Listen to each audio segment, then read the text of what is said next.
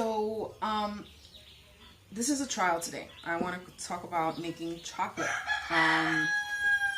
Ideally, I would have made dark chocolate, but my mom has a particular, she does not like dark chocolate, she likes milk chocolate. So, I said that even though maybe I would have appreciated the flavors a little more with just a dark chocolate approach, but I'm going to go for the milk chocolate. I want my mom to taste it, and I don't want her to be like, yuck, because it's more my taste where I can handle the bitter, dark chocolate. I've appreciated it. She likes sweeter chocolate. So, I said, let's fool around this. So, I got a cocoa pod. I didn't document the whole process of fermentation.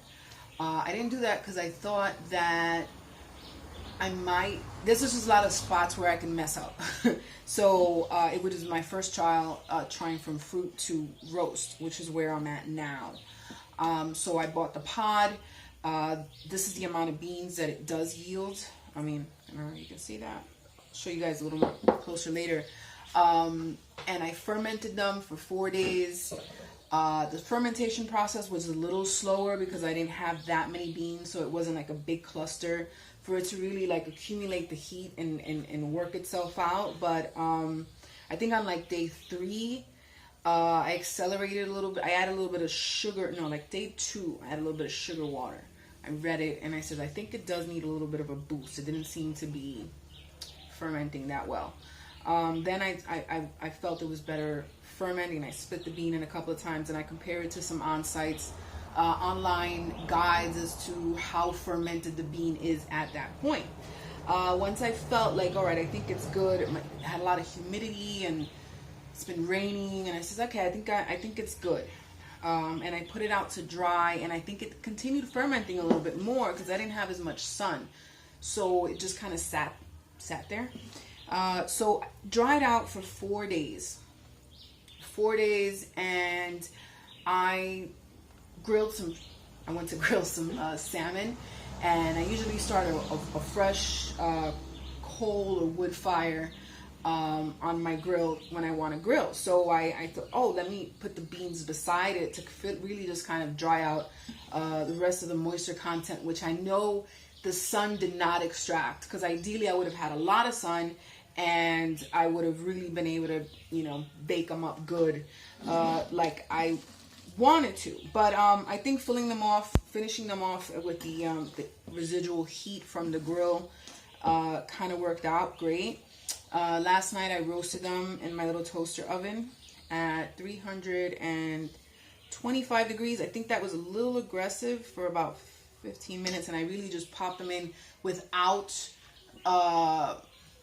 preheating the oven. I just put them in and let the oven come up to temperature, and then turned it out, pulled them out, and started quickly trying to aerate them as much as possible. And I also took off the shells at that point in time while they were kind of still hot, so they didn't kind of continue cooking in there.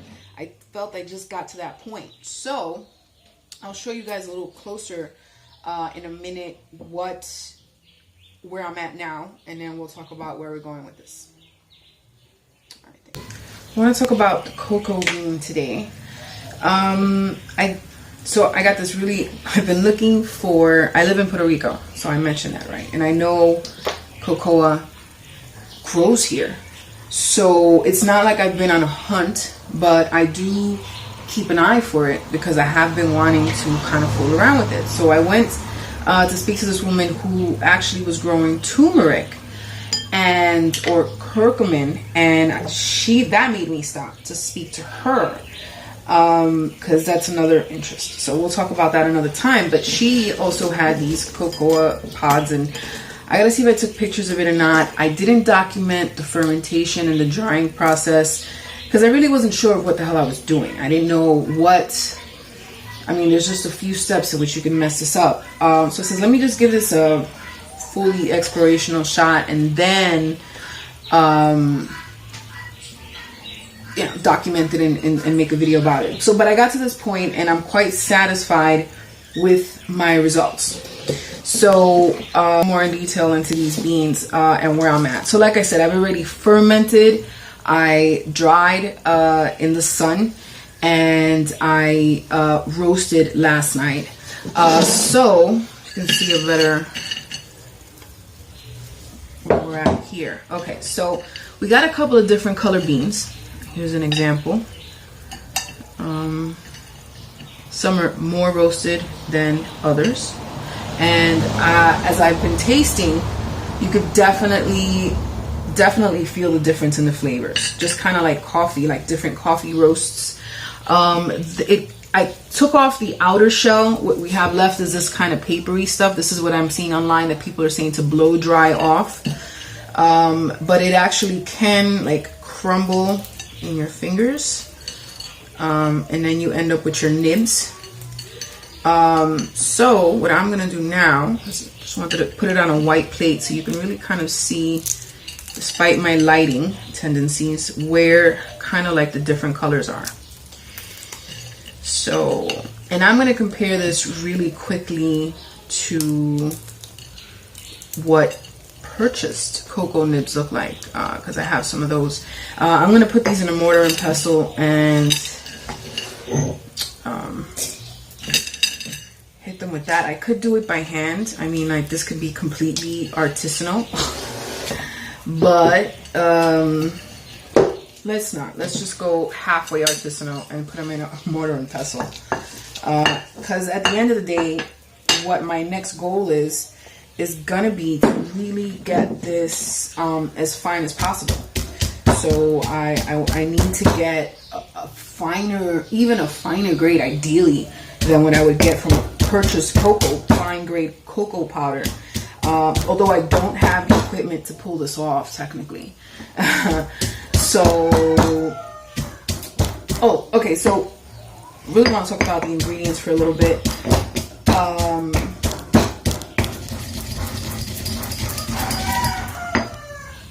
Here go cocoa beans.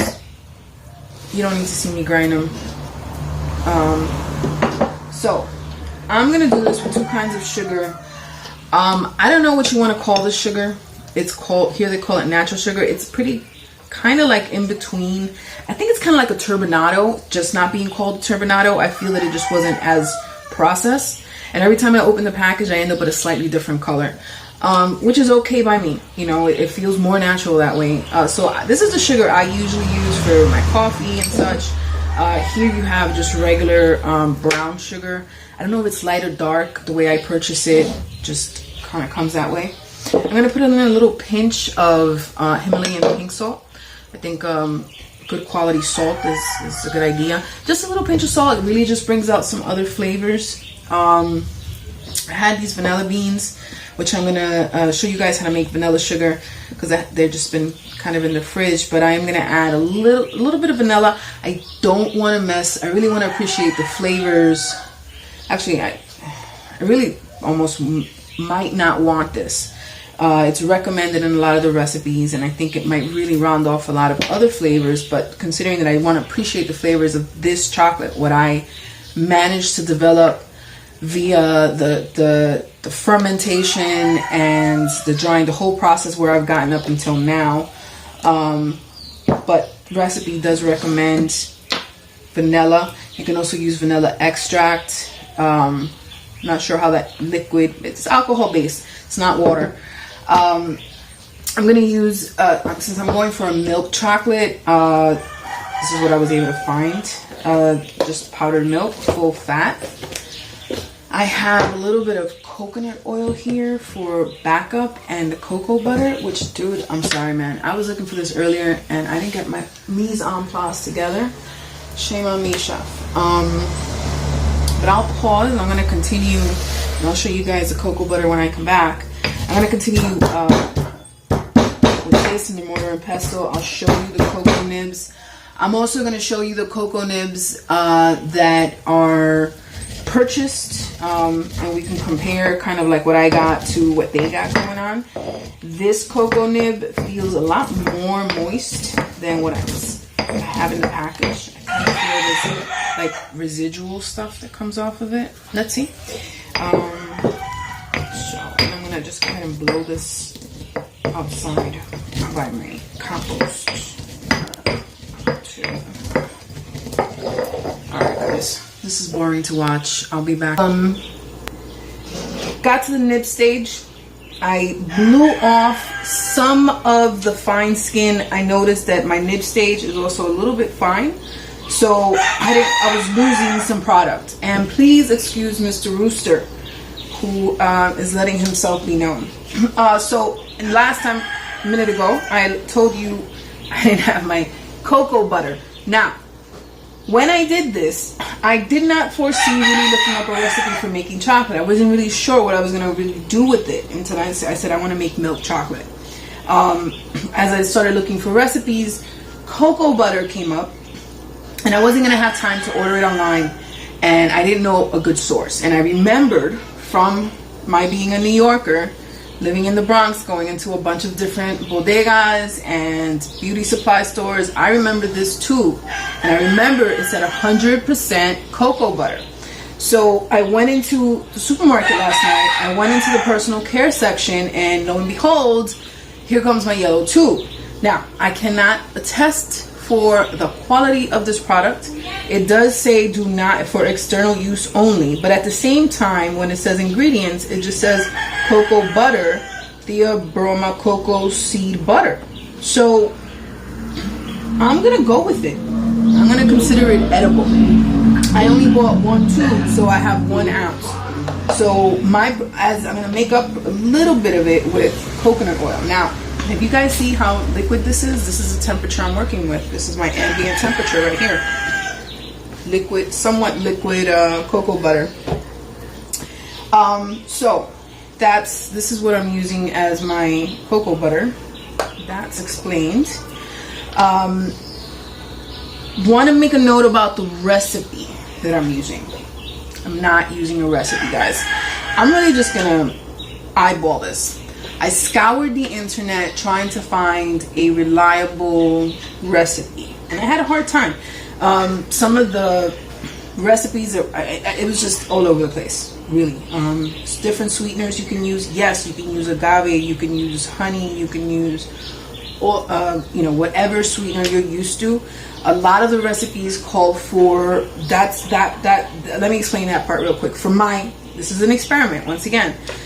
Called for powdered sugar. Powdered sugar does contain cornstarch. So what I'm going to do is I'm going to grind up my sugar. I'm going to make it as fine as possible, and I'm going to sweeten it with just regular cane sugar. Naughty me. But I'm just going to work with sugar because I don't want to change the flavor. I have good honey, but it has floral notes. I want to know what this tastes like. So I'm just going to go with sugar. It's clean. All right, so I also mentioned I was going to show you, compare my nibs to nibs that I have that were purchased from before. This is Indonesian cocoa nibs raw. I actually just noticed it was raw. Maybe that's why I wasn't getting as much flavor from it as I thought. But nonetheless, I do want to compare it with you guys. Here is, so here's the fruits of my labor. I like the color. It's a beautiful, rich, mahogany, coffee, sexy, chocolate thing. I find it. Here are the nibs from this package. Oh, by the way, I got it for $3. Marshalls, clearance. It's a different kind of a color. It's more of an ebony. Like I said, it's more dried out. This has a moisture level to it. It actually has like a little bit of a stain to it. So this is going to be nice because I'm going to really extract some of the cocoa butter it already has. The moisture in the air has been pretty high. I roasted it last night. So I think it's oils are just kind of sitting there. We'll see. I don't know this bean yet. Couple of things. So like I said, I'm not really going with the recipe. I'm going to eyeball it. I might totally screw it up. I'm using one of these 2 molds. I wanted something flat. I couldn't find my little flat guys, but I should be able to put these in here. What else? You're gonna, like I said, eyeball kind of the milk, and I'm just gonna taste it out. Methodology when it comes to chocolate making, proper chocolate making, conking, and all that. And it's people spend like 40, days with this machine that just kind of grinds this chocolate, and like kind of like something like this, and it just keeps going and going and going. And I can imagine just all of these flavors just emulsifying, aerating, oxidizing, all this stuff that must be going on during this time. But I don't have the luxury of that. And I know from just cooking experience how a chef would feel when it comes to like chopping garlic on your board versus throwing it in your food processor. And the oils react differently and the flavor is different. I get it.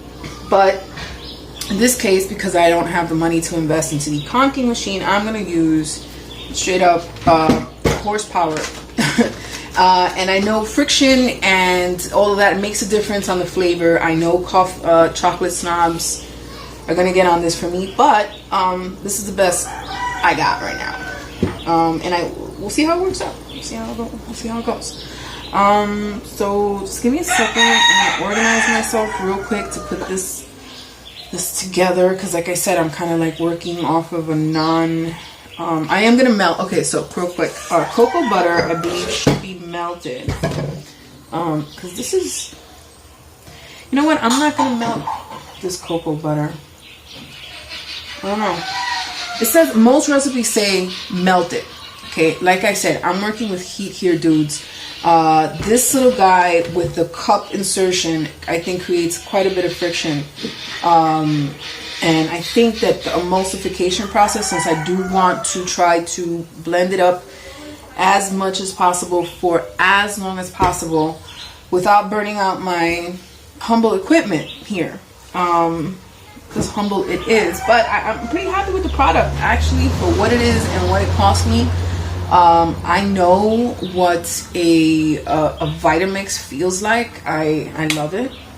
I also like sitting in a Mercedes and Beamers and things like that, but it's not in my price range, so why would I covet that I currently don't need right now? So that's just my way of looking at it. I'm happy with my little ninja thing here. I'll give it a thumbs up for what it is. That's the end of that. You guys can debate about the proper blending, whatever. I know how it all goes. Alright, so I'm going to okay, so we talked about melting cocoa butter. I'm gonna just let it emulsify. I like the way fats kind of work when they friction and the heat and stuff. I don't know, I'm just going on intuition, like I said.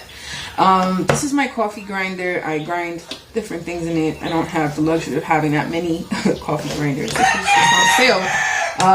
But it does the job. So right now it has a mixture, because I had ground up some of these coffee nibs for something. I don't know. I had like a chocolate attack in the middle of the night. I had no chocolate here, and I said I got milk and I can make hot cocoa, and that's what I did with this. It was a chewy hot cocoa.